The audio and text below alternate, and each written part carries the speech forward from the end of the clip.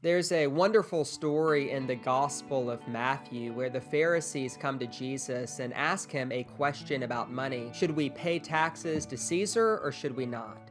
And so Jesus asks them for a coin. He looks at it. He then gives the coin back to them and says, "Give to Caesar that which is Caesar's, but give to God that which is God's." Now, the Greek word translated give is more accurately translated to give back or to restore. And so whenever Jesus takes this coin from the Pharisees, having received their question, Jesus looks at the image stamped on that coin and he sees the image of Caesar. So in effect, what he says to them is, this coin has the image of Caesar stamped on it. This coin belongs to him, and so give it back to Caesar. But then Jesus looks at the Pharisees, and Jesus sees a much different image stamped on their soul, an image they may have forgotten about, and that is the image of God. And so in effect, what Jesus says is, you belong to God. You bear God's image. And so give to Caesar that which is Caesar's, but give back to God that which belongs to God. And of course, by that, what Jesus meant was their heart, their soul, their mind, their strength.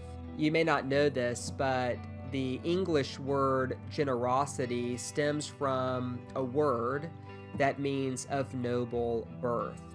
And one of my goals in making these videos and talking about generosity is to reclaim the original meaning of that word. Because theologically speaking, I believe that generosity stems from our noble birth. Not in that it's tied to race or class or societal status, but rather to what Jesus was talking about with the Pharisees, to the fact that we bear the divine image. And that as we practice generosity, all we do is reflect the likeness of this extravagantly generous God more accurately. And so to practice generosity, in a sense, is to reclaim our noble birth as people made in God's image. I heard a story recently about a woman who entered Alcoholics Anonymous, and as you may know, one of the steps in AA is to give our life over to a higher power. And this particular woman had a very difficult time with this step because she did not believe in God, and she thought it was kind of silly to give her life over to a power that she did not believe in. And so to help her with this step, her sponsor gave her a piece of paper and a few colored pencils and said, "Okay, I want you to think about what your higher power is and just draw whatever comes to mind." And what she found was that her hands instinctively drew a bottle. And in that moment, she broke down and she wept. And she basically said, "I now see my mistake. I have given my life to something too small."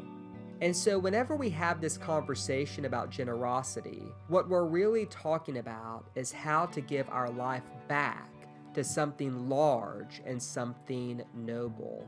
And that is the generous God in whose image we are all created, and to the generous life that God created us to live.